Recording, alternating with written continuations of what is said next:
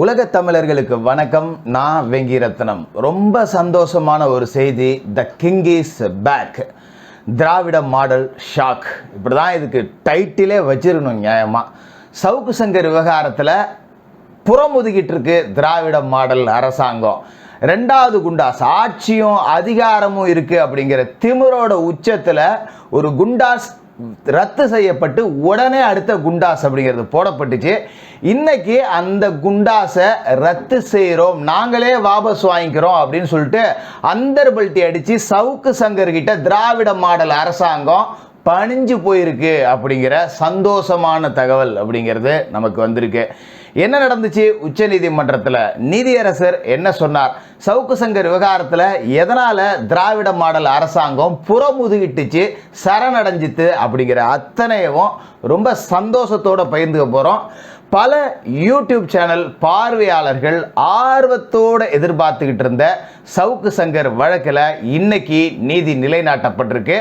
எப்பேற்பட்ட அரசியல் பழிவாங்கும் நடவடிக்கைகள் இருந்தாலும், காவல்துறையினர் நடவடிக்கைகள் எடுத்தாலும் நீதியை நிலைநாட்ட நீதிமன்றங்கள் இருக்கு அப்படிங்கிறத உறக்க சொன்ன ஒரு வழக்காக தான் சவுக்கு சங்கர் விவகாரத்தை பார்க்க முடியுது.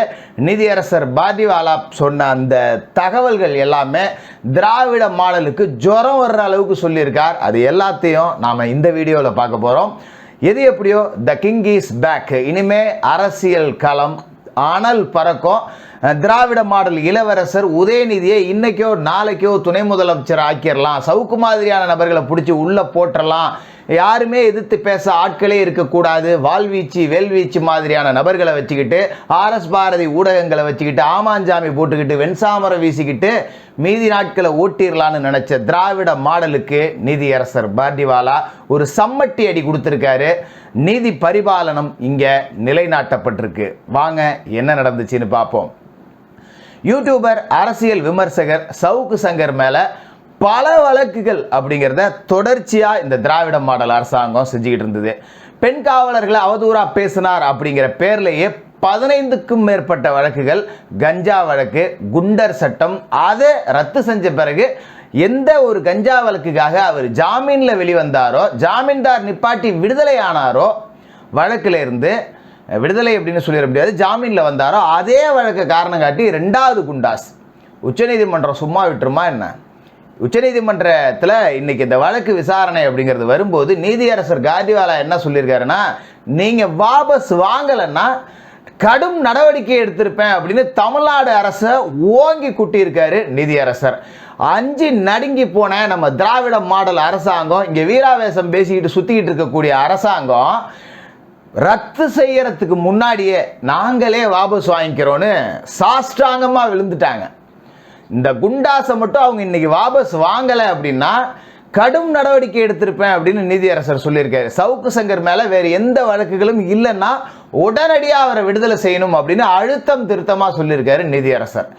எந்த வழக்கு நீங்கள் அவருக்கு நிலுவையில் இல்லைன்னாலும் உடனே அவரை விடுதலை செய்யணும். எந்த அடிப்படையில் குண்டாஸ் போடப்பட்டதே தப்பு அப்படிங்கிறத அழுத்தம் திருத்தமாக மறுபடி சொல்லி காமிச்சிருக்கார் நீதியரசர் காட்டிவாலா. இப்போ சவுக்கு சங்கர் அவர்கள் மீது தொடரப்பட்ட பெண் காவலர்கள் குறித்த அவதூறு வழக்குகள் அத்தனையிலையுமே அவருக்கு ஜாமீன் கொடுக்கப்பட்டுருச்சு. இவர் எப்படியாவது அலகழிக்கணும், எப்படியாவது அவரை மன ரீதியாக துன்புறுத்தணும், பல ஊர்களுக்கு அழைச்சிட்டு போய் உடல் ரீதியாக துன்புறுத்தணும், ஒரு சர்க்கரை நோயாளியை சித்திரவதை செய்யணும், எப்படியாவது சிறையிலேயே சவுக்கு சங்கரை கொன்னுறணும் அப்படிங்கிற முடிவோட என்னென்னவோ தரியின தத்துவம் போட்டு பார்த்தாங்க. சவுக்கு சங்கரோட கையை அடித்து உடைச்சி ஒரு மிகப்பெரிய மனித உரிமை மீறலை செஞ்சாங்க. எல்லாத்தையும் எங்கள் இஷ்டத்துக்கு நாங்கள் செய்வோம், இந்த தமிழ்நாடு எங்களுக்கு பட்டா போட்டு கொடுத்துருச்சு, 5 வருஷத்துக்கு எவன்டா எங்களை கேள்வி கேட்க முடியும் அப்படிங்கிற அதிகார திமிரில் அரச பயங்கரவாதம் செஞ்சுக்கிட்டு இருந்த திராவிட மாடல் அரசாங்கத்துக்கு இன்னைக்கு சம்மட்டி அடி கிடைச்சிருக்கு. சவுக்கு சங்கர் மீது அந்த எல்லா வழக்குகள்லையுமே ஜாமீன் அப்படிங்கிறது கொடுக்கப்பட்டுருச்சு. கிளாம்பாக்கம் பேருந்து நிலையம் தொடர்பான வழக்கு, பரந்தூர் தொடர்பான வழக்கு, பெண் காவலர்களை அவதூறாக பேசின வழக்கு, கஞ்சா வழக்கு, இன்னும் எக்ஸட்ரான்னு போட்டுக்கிட்டே இருந்தாங்க இல்லையா? எல்லா வழக்குலையும் அவருக்கு ஜாமீன் கிடைச்சிருச்சு.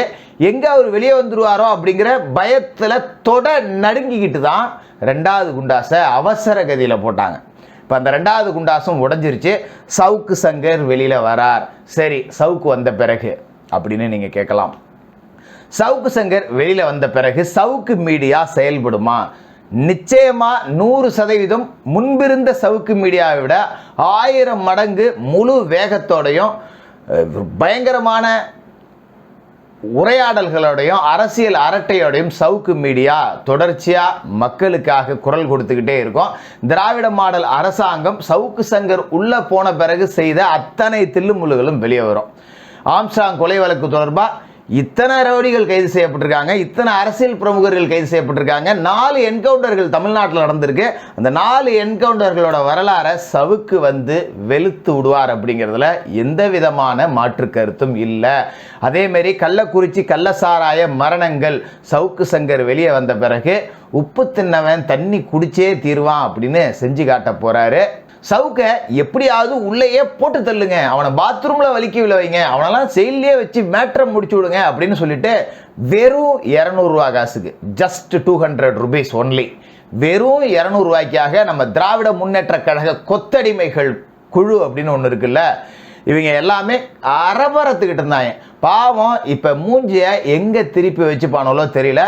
ஒட்டுமொத்த இந்த 200 உடன்பிறப்புகளோட ஐடிவிங்க இருக்குல்ல, இனிமே நாள்தோறும் கதறி கதறி அழ போறாங்க. சவுக்கு கதற விட போறார். தாத்தா வராரு செதற விட போறாருன்னு இந்தியன்ல ஒரு தாத்தா காமிச்சு அது கடைசியில் உதயநிதி தலையிட்டு அந்த தாத்தா ஒண்ணுக்கு இல்லாம நாசமா போனார் இல்லையா. இப்ப வரப்போறது தாத்தா இல்லை, உங்க ஊழல்கள் எல்லாத்தையும் சூறையாட போற அந்த ஆத்தாவே மறுபடியும் இறங்கி வரப்போகுது அப்படிங்கிற மாதிரி சவுக்கு சங்கர் அவர்களோட வருகை அப்படிங்கிறது இருக்கும். எல்லாரும் சவுக்கு சங்கரோட ஆதரவாளர்கள் சிலர் சொன்னாங்க, வந்து கொஞ்ச நாளைக்கு அமைதியா இருங்க, உடல்நிலையை பாருங்க அப்படின்னு சொல்லிட்டு. ஆனா சவுக்கு அந்த மாதிரியான மனநிலை கொண்டவர் கிடையாது. நான் சும்மாவே ஆடுவேன், நீ என்ன சலங்க வேற கட்டி விட்டுருக்க, இனிமே பாருடா என் ஆட்டத்தை அப்படின்னு சொல்லிட்டு சவுக்கு வந்த உடனே தன்னோட ஆட்டத்தை ஆரம்பிக்க போறார். சவுக்கு சங்கர் சவுக்கு மீடியாவை ஓப்பன் பண்ணும்போது அங்கே யாரும் வேலைக்கு போகக்கூடாது அப்படிங்கிறதுக்காக பல மிரட்டல்கள் கொடுக்கப்படும். சவுக்கு மீடியாவில் பணியில் சேரக்கூடியவர்கள் எல்லாம் கூட இன்னும் மிரட்டப்படுவாங்க. ஆனால் எல்லாத்தையும் கடந்து சவுக்கு என்கின்ற ஒரு தனி நபர் மறுபடியும் திமுகவுக்கு எதிராக தன்னோட சவுக்க ரொம்ப வேகமாகவே வீசுவார் அப்படின்னு எதிர்பார்க்கப்படுது. சிங்கம் படத்தில் சூர்யா செகண்டில் ஒரு டயலாக் சொல்லியிருப்பார், நான் திரும்ப வந்த பிறகு பல பட்டாசுகள் வெடிக்கும், அதில் எவ சிக்கிறானோ அத்தனை பேரும் சின்ன பின்னம் ஆயிடுவீங்க அப்படின்னு சொல்லியிருப்பார் இல்லையா.